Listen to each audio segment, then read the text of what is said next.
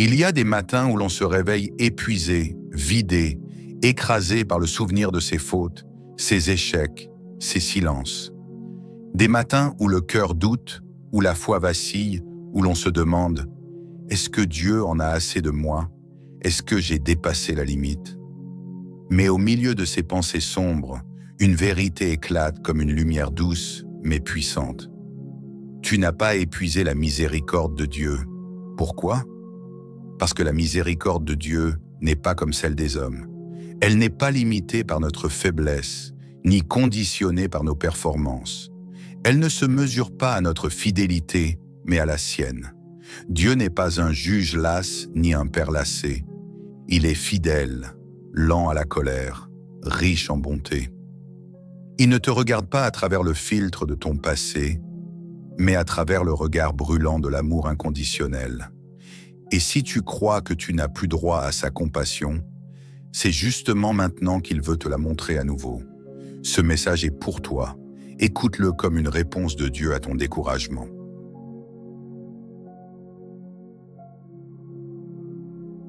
C'est peut-être l'un des mensonges les plus puissants que l'ennemi tente de faire entrer dans nos cœurs.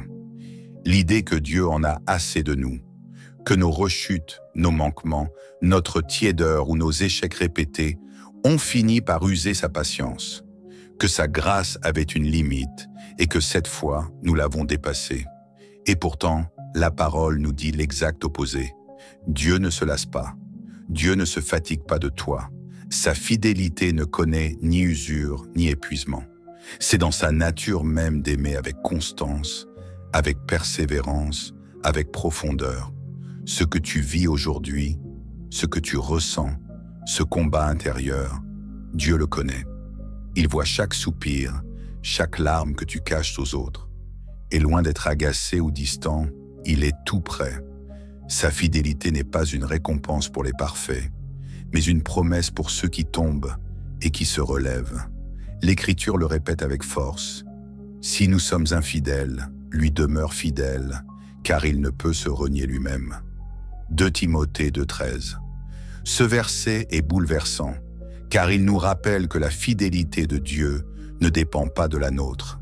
Elle découle de son caractère, pas de notre performance.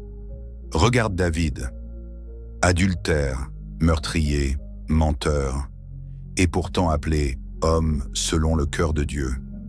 Regarde Pierre, lui qui a renié Jésus 3 fois dans une nuit, lui qui avait juré ne jamais le trahir. Et c'est pourtant à lui que Jésus confie son Église. Paix mes brebis. Pourquoi? Parce que Dieu ne regarde pas seulement à ce que nous avons fait. Il regarde à ce que nous pouvons devenir par sa grâce. Peut-être que tu te sens sale, fatigué de tomber, honteux d'avoir encore demandé pardon pour la même chose, et tu crois que Dieu va fermer son ciel, détourner son regard, refermer son cœur. Mais non, écoute bien ceci, la miséricorde de Dieu est plus têtue que ta culpabilité. Là où toi tu abandonnes, lui recommence. Là où toi tu t'écroules, lui bâtit. Chaque matin, il choisit de te voir comme son enfant, non pas comme un cas désespéré, mais comme une personne aimée, recherchée et digne d'être relevée. Ce n'est pas une grâce au rabais, c'est une fidélité éternelle. Même quand tu crois l'avoir déçu une fois de trop, il est encore là. Pas parce que tu es resté fidèle, mais parce que lui l'a toujours été.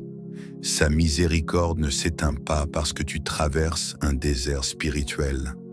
Elle ne s'arrête pas quand tu échoues. Elle t'attend au bord du chemin chaque matin, comme un père attend son enfant prodigue. Et quand tu fais demi-tour, même à petits pas, il court à ta rencontre. Ce n'est pas une histoire que l'on raconte aux enfants. C'est une réalité spirituelle puissante, constante. Dieu ne se lasse jamais de toi.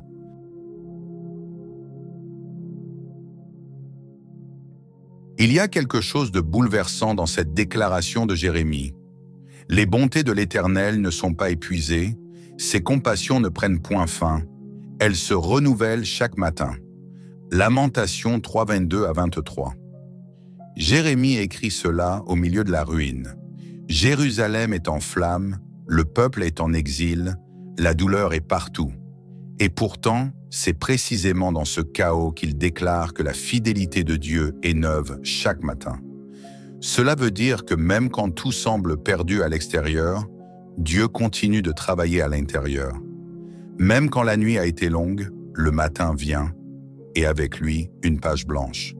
Chaque matin est une invitation silencieuse. Tu te réveilles, le soleil se lève, et le souffle est encore dans tes poumons. Ce simple fait est une grâce, un miracle, un message muet de Dieu qui dit « Je ne t'ai pas abandonné ». Tu aurais pu ne pas te réveiller, mais tu es encore là. Ce n'est pas juste un jour de plus, c'est une preuve de plus. Une opportunité de recommencer, de t'approcher, de revenir à la source. Dieu n'est pas intéressé par ton passé figé. Il est engagé dans ton présent et il bâtit ton avenir. Avec lui, tu n'es jamais enfermé dans une histoire terminée. Tu es appelé à écrire une nouvelle ligne chaque jour. Pense-y, quand tu ouvres les yeux le matin, Dieu ne t'accueille pas avec des reproches. Il ne te dit pas « Encore toi? Encore tombé? Encore en retard ?» Non, il te dit « Mon enfant, lève-toi. Je suis là.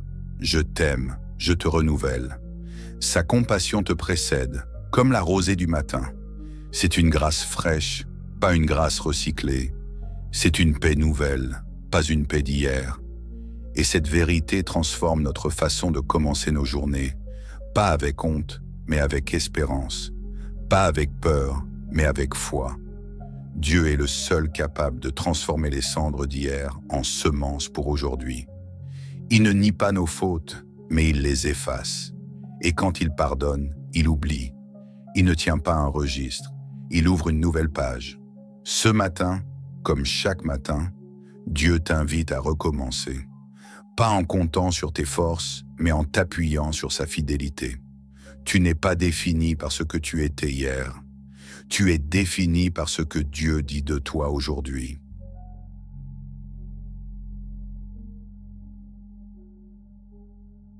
La fidélité de Dieu n'est pas seulement une consolation, c'est aussi une force de transformation. Elle ne se contente pas de nous relever, elle nous façonne. Elle entre dans nos blessures pour les guérir. Elle entre dans nos habitudes pour les renouveler. Elle entre dans nos doutes pour les éclairer. Quand tu laisses la fidélité de Dieu pénétrer ton quotidien, elle ne te laisse pas inchangé. Elle te pousse à devenir quelqu'un de nouveau. Elle te donne non seulement le droit de recommencer, mais aussi la capacité de changer. Beaucoup d'entre nous vivent dans un cycle. Chute, culpabilité, repli, silence, rechute.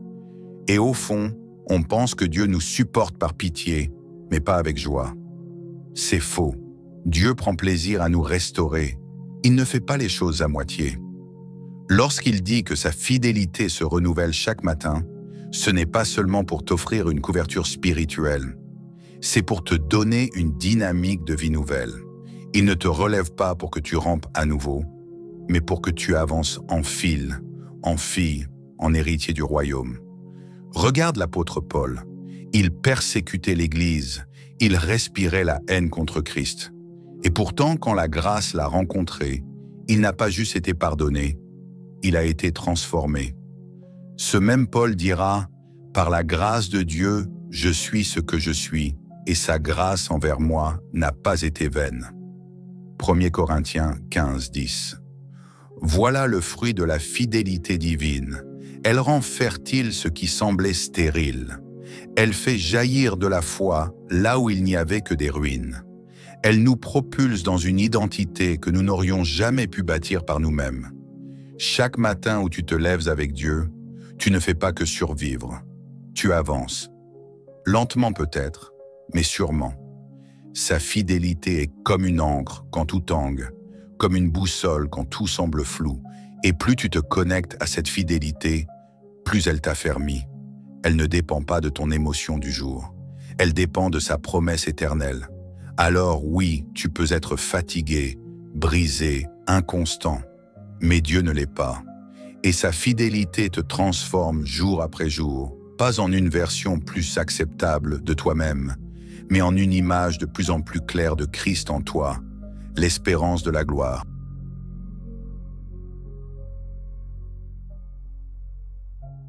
Peut-être que tu t'es souvent réveillé avec un cœur lourd, un passé encombrant, ou des pensées qui te disent « C'est trop tard, tu as été trop loin, tu as trop échoué ». Mais aujourd'hui, entends ceci avec clarté. Tu n'as pas épuisé la miséricorde de Dieu. Ce matin encore, sa fidélité s'est levée avant toi. Elle t'attendait. Elle est venue frapper à la porte de ton cœur, non pour te condamner, mais pour te rappeler que tu es toujours aimé, toujours appelé, toujours espéré. Oui, tu as chuté. Oui, tu as douté. Oui, tu as peut-être perdu du temps. Mais la grâce de Dieu n'est pas limitée à ton agenda. Elle ne tient pas compte des saisons passées, mais elle prépare ton avenir. Elle n'est pas là pour te punir, mais pour t'enseigner, te façonner, t'embrasser à nouveau. Dieu ne t'a pas abandonné, même dans les moments où tu t'es abandonné toi-même. Souviens-toi de cette vérité éternelle. Ce n'est pas ta fidélité qui maintient la relation, c'est la sienne. Ce n'est pas ton amour parfait qui te sauve, mais le sien qui ne change pas. Et tant que le soleil se lèvera, sa compassion se renouvellera. Chaque matin est une preuve vivante que Dieu n'en a pas fini avec toi. Alors relève-toi, respire, prie miesto, espère à nouveau, avance, même tremblant. Ce n'est pas fini, ce n'est jamais fini avec un Dieu fidèle, car celui qui a commencé une œuvre en toi la rendra parfaite jusqu'au jour de Jésus-Christ. Philippiens 1:6. Et chaque matin, il t'en donne la preuve. Laisse sa fidélité te porter et recommence, aujourd'hui, maintenant.